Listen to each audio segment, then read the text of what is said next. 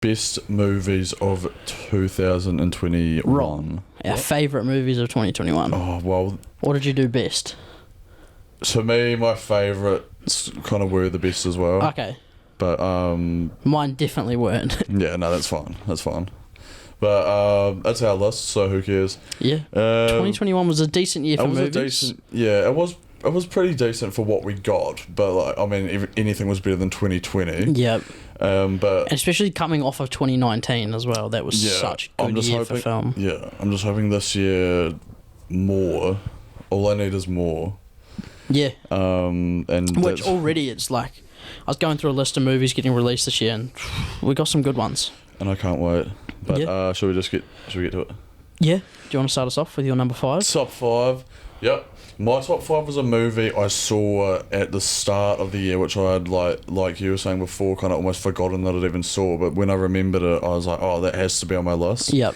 Watched it 100% just based off Oscars, and that was Judas and the Black Messiah, starring it's got old Danny Boy, doesn't Daniel Kaluuya and Lakeith Stanfield, who just those two guys are good. And so yeah, I pretty much just watched this because Kaluuya won the Oscar. Well, I think I actually might have watched it before that. I watched it because he was getting like a whole bunch of nominations and stuff like that. And I'd also watched the movie trial of the Chicago 7 on Netflix, which there were kind of some similar story elements from that movie to this movie, and I was like, I'll just watch this one as well because I've got a bit more of a backstory now. And it was about I can't even remember his name. I should have researched it. His name was it was Fred Hampton. That's right. And he was pretty much like the civil rights activist for the Black Panthers in the 60s, I think. Mm-hmm. And he was like a real young guy and basically just had so much charisma that he was able to like get all these people together to inspire them to, you know, stand up for their own rights and shit like that. Yep. But obviously because of that, the government weren't too fond of him and had him assassinated.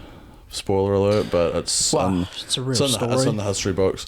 But just the acting, first of all, in this movie was just so good. Like Daniel Kaluuya, he's such a great actor. Like I haven't seen him be in anything bad, and he's just getting like every role he gets is just such like a good role as well. Yeah. And yeah, just the acting in this movie was so good, and it was just so like, whenever you watch a real movie, and especially one like this, it's just like fuck. You just feel every kind of emotion you can. It mostly just you feel bad for those kind of events happening. And it always adds to it when like an actor gives a good performance. Like it makes you feel even more because you believe like you feel like you're reliving it. Yeah, it's almost like you're a fly on the wall for the stuff that's being recreated, but it seems real because you're just so invested. And yeah, that was my number 5. Really, that was a good one. It was a really good one. Really good one. My number 5 is a movie that I was so excited for, and it lived up to it. It was The French Dispatch. Oh, I still haven't seen. It's so good. I need to rewatch this because I watched it in 2 parts, and it still made my top 5. Yeah. The cast in this is insane. Bangers. I don't know. Like, there's not much. It's like a real weird movie. Yeah. It was directed by Wes Anderson, yeah. But yeah, the cast is insane. Like you get to see boobs and vag. Always a good time. Which automatically put it in top 5. Yeah. But yeah, it's kind of made up of different articles, pretty much. So it follows different. Obviously, it's about a newspaper or a publishing firm, and they're producing their last newspaper, I guess, or you know, whatever it's called, and they're kind of trying to figure out different stories to put in. He has his specific writers. Bill Murray is like the head honcho, and he has his consistent writers that he uses, and it kind of just tells their stories over like it kind of jumps between them, and it's just real good. It's real good. Cinematography is real. Like I love Wes Anderson stuff. Yeah, there's such like a unique style, I reckon, to all his movies. Like always the costumes and production and stuff like that. It's just one of the things now. I think I've become so dependent on streaming movies, like on streaming services, that there's so many, like kind of like those movies where they're more like critically acclaimed, but probably less like well known. Yeah. I mean, this movie's been like touted for ages because of the cast, especially. But it was good real to good. see it lived up. I've seen so many people talking shit about Wes Anderson at the moment. Real, what Because for? like it's TikTok, so you take it with a pinch of salt. Well, no, we will give TikTok its credit soon. TikTok. Basically, Not Kish. people are kind of shitting on him for like Fantastic Adventures of Mr. Fox. You're like, Wait, what? They're like, oh, how can you even call Wes Anderson a director when it's all or like stop motion? And it's like, who's this idiot? they're like, give credit to the animators. And it's like, yeah, give credit to the animators, but they're animating his direction. Exactly. It's like people are just so thick. Oh my god! It's so thick. So stupid. But those people shouldn't live. We'll give them a bit of credit soon. French Dispatch was my number 5 movie this year. That's nice. My number 4 movie was a movie that had already actually been released a few years ago, but it got a bit of an update, and that was Zack Snyder's Justice League. Wow. Bit of a mission to watch through it all, but I've done it twice actually. Oh, it was taking you like 4 days. Almost. But at least it's kind of separated into sections, so you can take a break if you need it. Because when I bought it, because I did buy it physically. Wow, big baller. So I did watch. Yeah, it was easier to watch it in portions. But when it comes to a movie's length, I'm not one of these people like when it comes out, I can't be fucked watching a movie that long, especially if it's something superhero related. I'm just like, I'm gonna watch Justice League for 4 hours, and like compared to that 2017 Justice League, anything's a masterpiece. Like that is absolutely one of the biggest pieces of fuck I've ever seen. Like at the time when I saw it, I was like, it's all right, like it's fine, I guess, for what it is. But then going and watching multiple videos where they've pointed out like how what was reshoots and like the CGI and everything, I was actually like, fuck, this movie is terrible. But the first time I watched it, I just didn't really care. And then obviously just fucking Twitter hashtag release a Snyder Cut for so many years. People wondered if it existed or not. And then finally it came out on HBO Max, and fuck, it's like almost a completely different movie. Like they give so much character development to like every single character, and it does. Like people thinking that they've rushed way too quick to get to a Justice League movie. Like Marvel had all the setup, but if they'd actually released this instead of what we got, like there's actually enough characterization in this movie, and like it is 4 hours or whatever. Do you think though that the character development came with the 4-hour time frame? Yeah. Like if they had to actually cut that down, would it have been as good? Yeah, that's what I'm saying though. Like because it was 4 hours, like they did have the time to build like the characters and stuff like that way more, and like the characters like Flash and Cyborg, who weren't even like they hadn't been in anything really. Didn't have their own solo movies, that actually got me to care about them so much with their backstories and everything, and it just made me question so much why they just decided to reshoot it and just cut all that out from like the first version that was released, and just everything about this movie was so much better, which like it was going to be easily anyway. Yeah.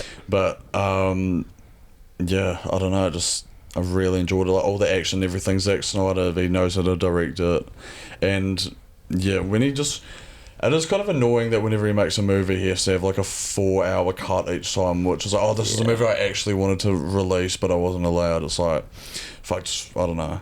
Maybe they should have just released this on streaming straight away, but whatever. I don't know. I actually really enjoyed it and was number 4 on my list. I still haven't watched it. My number 4 is Sing 2. Oh my god. It was so good. What? Genuinely, you will not like it at all. Yeah. It's a musical. It's a musical. It has real good song choice. I haven't seen the first one either. Neither have I. Oh. I went into this blind. Didn't even need the emotional connection to those. It was. We're going to do a separate review on Sing 2. Shakespearean characters. One of my notes. I still need to watch it. One of my notes is How to Train Your Dragon vibes. Like it's an unexpected banger. Yeah. I saw people on TikTok talking this up as the greatest movie of all time. And it is. It's not the greatest movie of all time, but fuck, it was good. Yeah. It was a really fun, enjoyable watch. I was up at like Sing 2. I was up at like 11:30 at night, which is late for me. Like vibing along to this, it got me hyped up. I cried at the end. Karaoke at home. Pretty much was. It's as good of a animated movie as you're gonna get. I just saw the trailer and obviously I didn't care about the first one. The trailer, like, it looks garbage. Yeah. But honestly, like, you probably won't enjoy it. It's kind of like... No, I like music if it's animated. Okay, yeah, like, maybe you will enjoy it, but... Because I like Disney musicals, but it's only really when it comes to live action that I'm just like... I mean, I kind of want to save my notes, it's a bit boring. But, see, Taron Egerton... Yeah, killed it. Who else was in it? Scarlett Johansson. Yeah. She killed it. There were some things that I didn't like, but we'll talk about that in the actual review. But overall, man, I really enjoyed this movie. Honestly. Yeah. Like, it was actually... TikTok talked it up so much, and I just thought they were talking utter nonsense, but... Man, this movie was so good. And that's my number 4. Yeah. My number 3, coming in with the bronze medal, is a man who is Asian, and his name is Sean. But his name is actually Shang-Chi and the Legend of the Ten Rings. That is actually his full name, if you didn't know. Yeah, this is probably like one of the biggest surprises I've ever seen, because, to be fair though, when I was watching the trailers, I was like, oh, that actually looks good and a bit different, but fuck, watching this movie, like... It was a real good cinema experience. Yeah, especially just with so many of the Marvel movies. Like, again, I've probably said this a million times, but like, they do get a bit formulaic at times. Yeah. And when it came to this movie, it was just like... Switched it all up. The action, like, just the choreography of the action and everything, like, you could tell so much of it was practical with hand-to-hand fighting scenes and everything, and it was just like... It was a real nice switch up from your usual CGI and just with battles. all the Asian characters and stuff, it brought a bit more, like, authenticity to it, I felt, as well. And it just did such a great job of making me care not only about, like, the hero, but also the villain. I thought was one of the better... I felt bad for him at the end, like... It was one of the... Because he was getting corrupted by the Ring of Power, and he was just, like... That's what makes a good villain, though, is when they're not really the villain. Like, they're actually kind of justified in what they're doing. And everything he was doing, he was getting driven a bit mad, but all he wanted to do was really just protect his family. And see his wife. And yeah, just such a... I thought it was just so fun, really, and just... the action for me, I loved it so much. It's just, I wish every single movie just had action this good. Yeah. And yeah, it's like, big surprise. When you think about it, like Shang-Chi is kind of an unknown character. Exactly. And it could have gone either way. It could have gone like Eternals, or it could have gone Guardians of the Galaxy. Yeah. And that's kind of what I love about Marvel, though. Like, they can take these characters and make such good movies and get people caring about, like, even just the lesser known heroes. James Gunn can do it better, though. Yeah. With Peacemaker at the moment, especially. Yeah. Did you watch it? I haven't yet. I need to get around to it. Yeah. But yeah, number 3. Is that your number 3? Anything else to add? No, that was 3 though. Eh? Yeah. Yeah. Okay. So yeah. Well, my number 3. We'll stick with Marvel. Let's do it. Spider-Man: No Way Home. Really? Yeah. Only taking the bronze. Yeah. Wasn't actually that good of a movie, but it was. You've still only seen it once, though. Yeah, but it was an incredible cinema experience. But I think the actual storyline that centers around Tom Holland, who was the main character, was weak. But I love this movie because Tobey Maguire, Andrew Garfield, Willem Dafoe's performance was incredible. Alfred Camino, that's obviously not. That's not Alfred's real name. I think it's a basketball player. Yeah.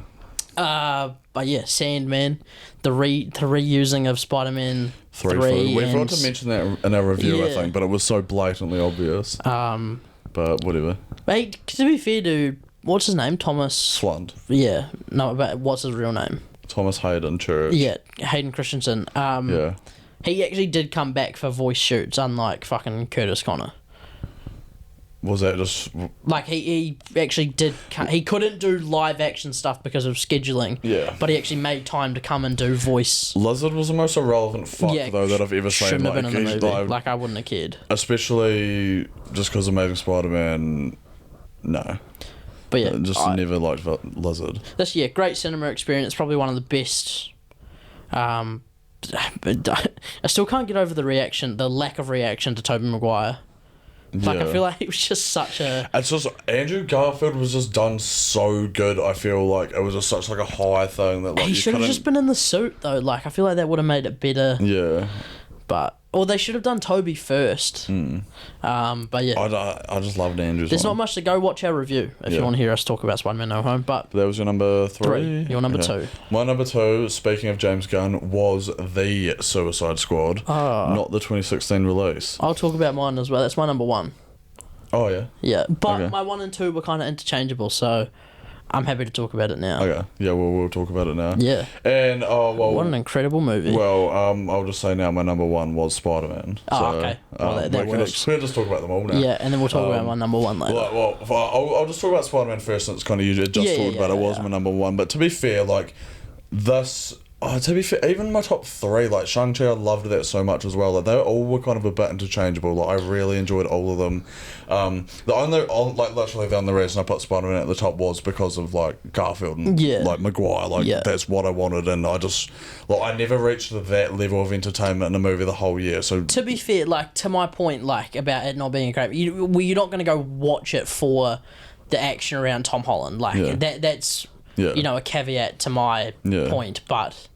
Well, I almost feel like Suicide Squad probably was a better movie, but honestly, like I was actually like juggling this and Spider-Man, especially after watching Peacemaker. I was like, fuck, Suicide Squad was so good actually, now that I'm thinking about it.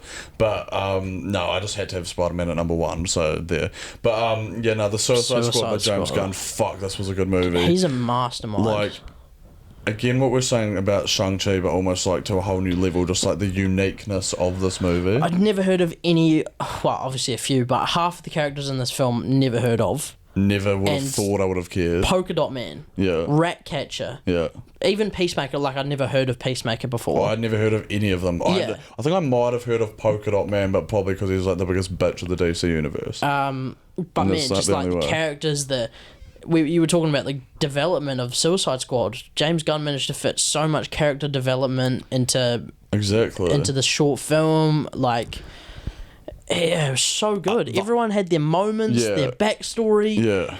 Like, Idris Elba kind of almost just was Deadshot. Like, Bloodsport almost was that exact same character. Times 10, but honestly, I felt like Idris Elba just had, like, I liked his character way more than Will Smith's Deadshot. Maybe it was just because this movie was way better. Maybe the connection between the actors might have done it a bit more. Just one of my favourite scenes of the entire year, John Cena and Idris Elba going through that camp, just like showing off their skills to murder all the innocent refugees. Some of the dark comedy in this movie was fucking hilarious, and the fact that it was R-rated honestly was absolutely necessary. Perfect. Like just the straight up murderings on screen, and just like it just didn't have to hold back at all, and it lived up to expectations as well. Exactly. And when you talk about like the final act, like a fucking giant starfish, it sounds like the dumbest thing of all time, but it's like so hilarious. The whole movie sounds like the dumbest thing of all time. I know, but that's almost like what works in its favour. Like they almost capitalise on that. I wish Polka Dot Man survived though. Yeah, but that was funny. I'm a superhero. Yeah, and just get squashed. But I feel like with the 2016 Suicide Squad, it almost tried to be a bit too serious when it was like that needed to just be a piss take like this. And the thing with the original, like the characters that weren't taken as serious, like your kind of Harley and your Captain Boomerang, they were the better characters in the movie. Yeah, the thing I hated a lot about the 2016 one is because those characters were almost a bit like animated acting, like they didn't seem to fit and blend as well with the other characters. Yeah, but in this they were all just great, and King Shark, Sylvester Stallone voicing, like just pretty much Groot, but just hilarious. Like and there were so many characters that didn't get used in this as well. Like you think about who was actually advertised the characters, like fucking like Nathan Fillion, the Weasel, Pete Davidson. I want a Weasel series. Yeah, well he'll probably come back. Yondu. Yeah. What's his called? It was like a good switch as well. Like you thought you were following him for the start, and then they all just get killed off, and it goes to the other team. But the thing is, like, I'd be more than happy to do that all over again. But like a previous mission with that other Suicide Squad, like realistically, my 1 and 2 were probably just tied. Like Spider-Man and Suicide Squad. Like I loved them both for different reasons, but just the nostalgia just blew Spider-Man to the top for me. Yeah, well, I mean, I'll talk about my number 2 quickly then, and we can wrap up. But it's Andrew Garfield again. Tuck. They're singing "Happy Birthday." Golden Globe winning performance by Andrew Garfield. What a film! He better win the Oscar. He better win it. And be an amazing Spider-Man through. Andrew Garfield killed it in this role. I thought it did justice to John. Just absolutely smashed it, man. His vocals are incredible. The storytelling in this film. Like, when you think he can't level it up, I'd shag him. I'd shag him. You think he's the greatest actor of all time already, and then he just does this. He just keeps making more and more movies. The 2021 was his year. And now he's only going to build off of that if they get a Spider-Man. Do you reckon he's going to be in Morbius? I've heard rumours that because it's delayed, that they might potentially do reshoots to add him into that. I don't know, but I've heard that they delayed it because of the success of Spider-Man, and they didn't want to cut that off. Oh yeah, maybe that as well. I think it'll be set. I don't think we'll get a cameo of him. I think we'll get a setup that it's in his universe. Like maybe at the end of the movie. All that's going to do is just give them more money, especially for Morbius. Like, who even cares about that? That's a good point. Like, I only went to see Solo because Darth Maul was in it. Yeah, and I only went to Rogue One because of Darth Vader. Yeah. So. Actually, I didn't even know Darth Vader was at the end of that. What? Of Rogue One. Like when you went to see it? Yeah. Didn't you? I don't think so. I think I went in blind. Like, not even know? No. And man, what a scene. Like, one of the greatest scenes in cinema history. But yeah, Tick Tick Boom, Andrew Garfield killed it. Vanessa Hudgens, anti-vaxxer, fucking slut. But she was alright. She's good to look at. Nah, not even. Oh, okay. Fuck her.